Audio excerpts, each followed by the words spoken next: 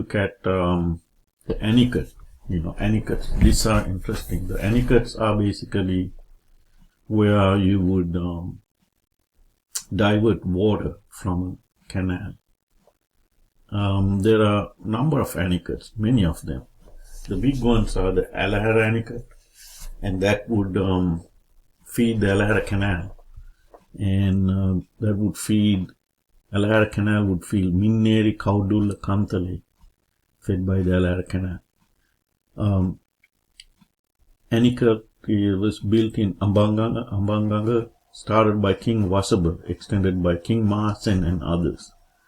And the Jayaganga we talked about, that was by King Dhatusena, and that takes water from Kalawewa to Tisawewa and Abewewa.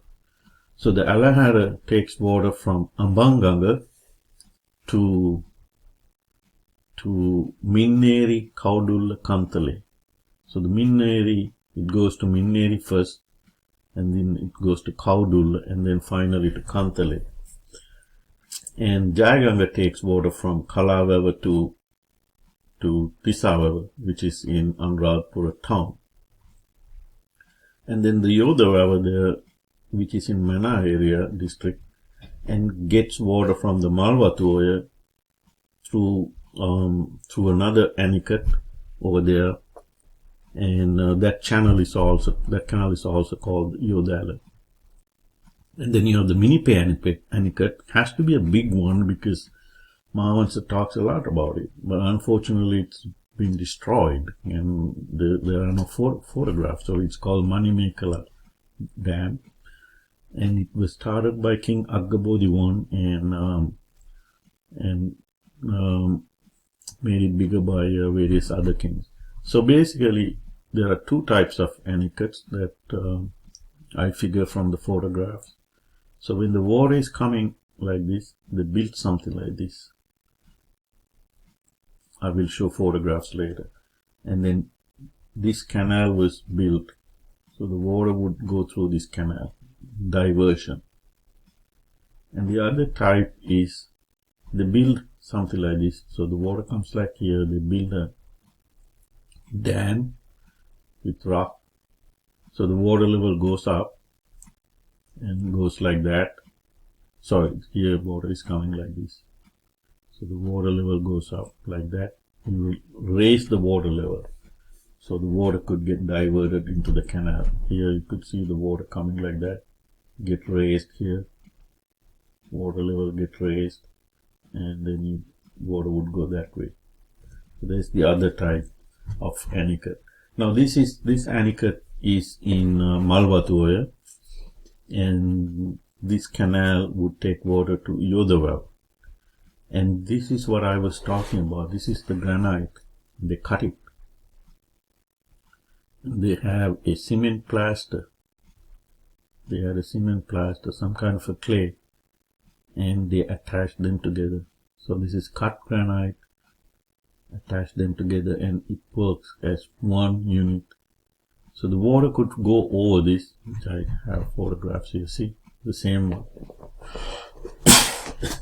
So water could go over this to the canal. And this is the same one, I think. Nice looking. And let's go back to, so this is when it is dry. So here, so the water comes here and goes over this. Some water goes along this, on this side. And some water, when the water level is very high, the water would go over this and goes like that. And I believe they probably had another Anicut here. I don't know, I'm just guessing, to reduce the water flow because you don't want too much erosion here. So there's another one here, and I would think that would be a better design because you want to slow it down and raise the head and then diversion. So they raise the head, Anicut here, and another one here. That would be something that they probably thought about, but I don't know whether they did it that way. All what I see is this here. And we have evidence for this. But building an Anicut across a full flowing river is not easy. Not easy even today. And King Parakrambahu said that he built a road in Mahawans. In Mahawans it says King Parakrambahu built a road across Mahanadi. Mahanadi is Mahaveligara. What he did was there, he built a canal. Now I'm digressing. When he was building, he built a canal, according to Mahawans. He built a canal, diverted the water like that. Let's see if the water is going like that. They diverted water. And then they built the road across Mahaveligara. And, you know, we don't have that road anymore. That road was used to, for horse carriages and things like that. So, this is the Anicut that I have nice photographs. So the water would go on the side, diversion, and some of the water would go over it to the canal. And this is the type B one, that is the head on. You take it head on. And right now it's dried up, and the water would go up like above this. And then you could take the water from the side. You raise the head and take water. And this is the Hattota Anicut. It's not functional. And this is the ANGAMEDIALLA Anicut. This is the ANGAMEDIALLA Anicut. Now you could see a big, huge rock here. And this one is gone. This one is, river has taken it. So, and in this one, in this Anicut, they have found sockets, the bedrock of the river. You know, so this big rock would sit on that like that. And isn't that amazing to go down there and make, so they should have had some kind of a snorkeling device so they can breathe and then cut the rock underneath. Or maybe they diverted this water some other way, go around, and then they constructed it. And they probably, that's what they did, because in Mahavansa it says that they diverted water in Mahaveliganga to build a road. So they probably did the same thing, and to make a socket like that. And then, as you could see, there's a big rock here, and they probably had another one here. And this is a cut rock, they cut it. This is not naturally occurring rock. And these are this is not the socket for ANGAMEDIALLA, but found in another location. So you could fit a rock in the rock bed, or maybe wood, we don't know. So they cut it like that. Another one like a keyway into the rock. So this Anicut would fit in properly. There's another one here. It looks like these are like to the side. So it looks like this side is a little deeper than this side. So what does that mean? So whatever goes like that to a slant, like a battered pile kind of thing. You know, that's what it looks like. I could see depth here is more the water. And the water surface is horizontal, right? Water surface is horizontal, but this depth is higher. This depth is higher from. So there is a, I believe it probably going to the side, and you could see that here too, I guess.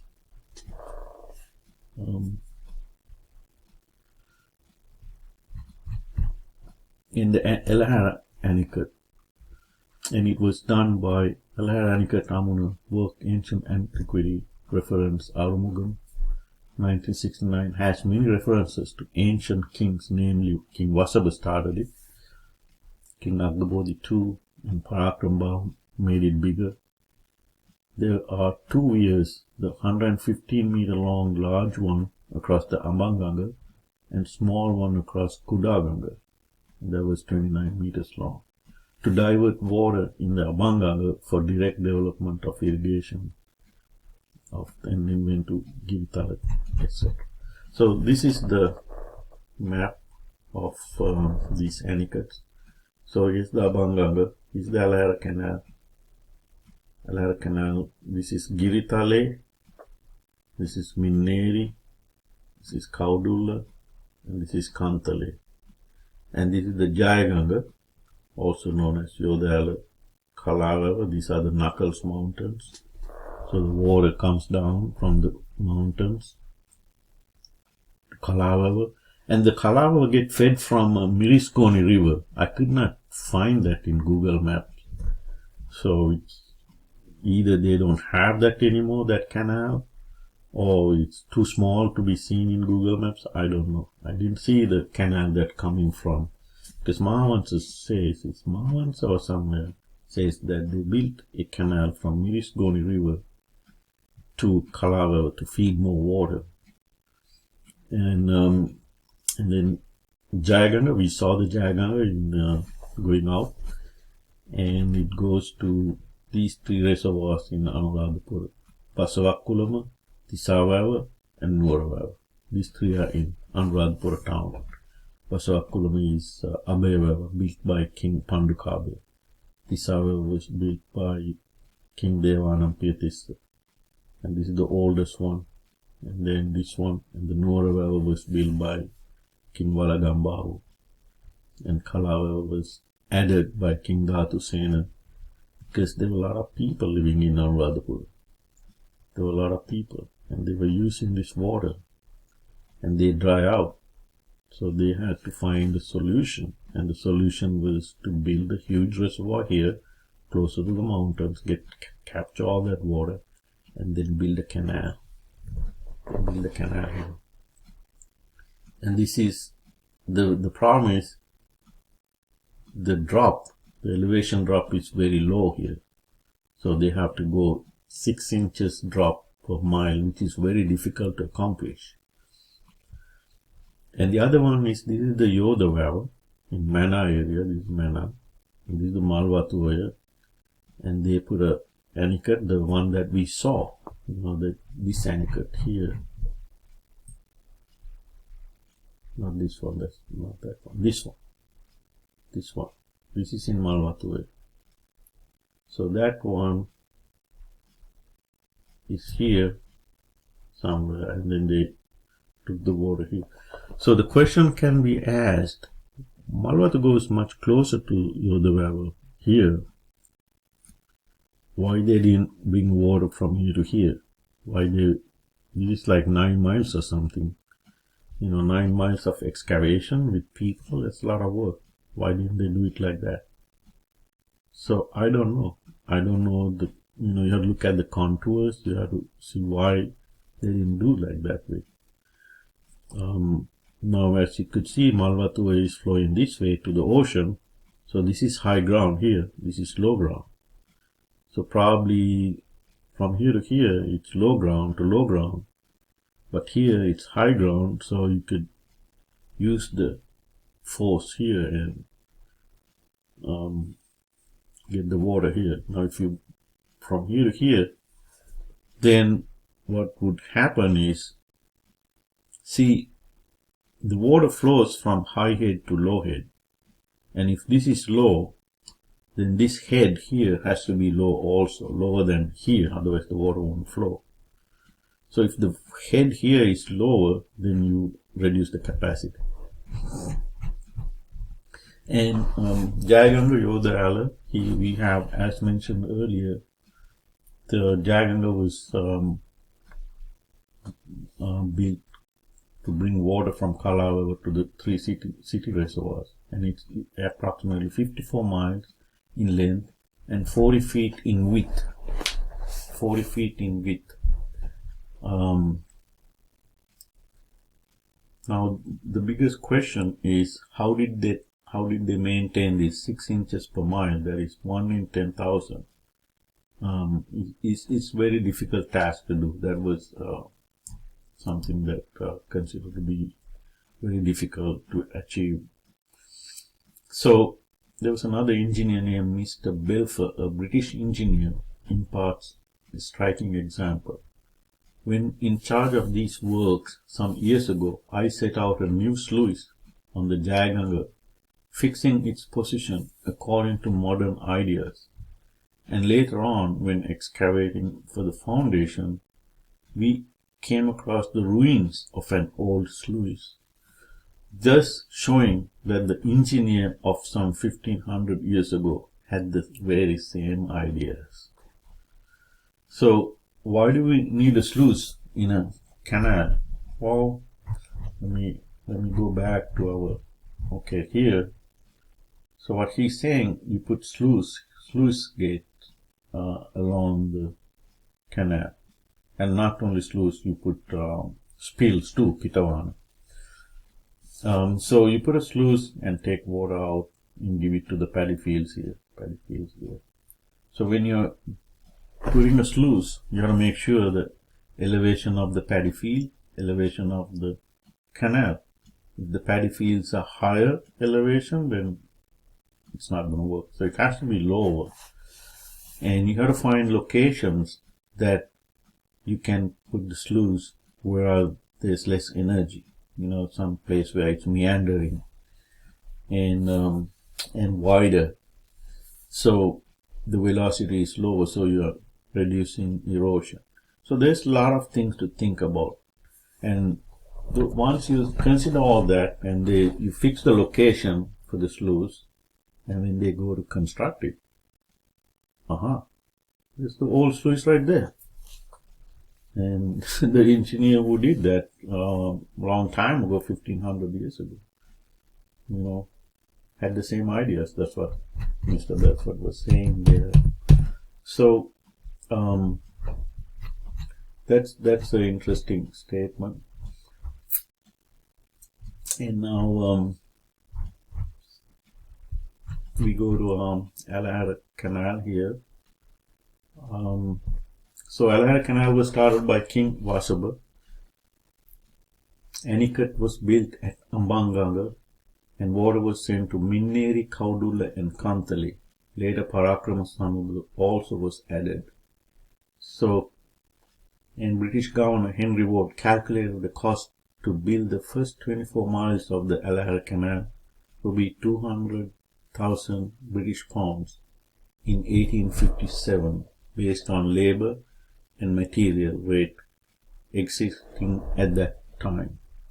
So, to conduct the water of the Ambanganga to Minneri and to divert the streams falling from this range of hills, this wonderful embankment which extended without intermission for 24 miles was constructed.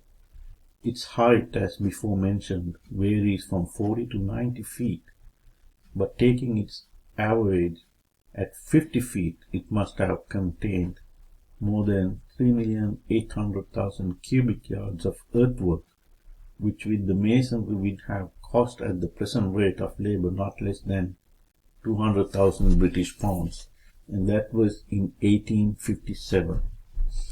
So let us stop here, and I want to keep these videos not too long. So let's join again for part 1B. Let's call it part 1B. Please join. Thank you.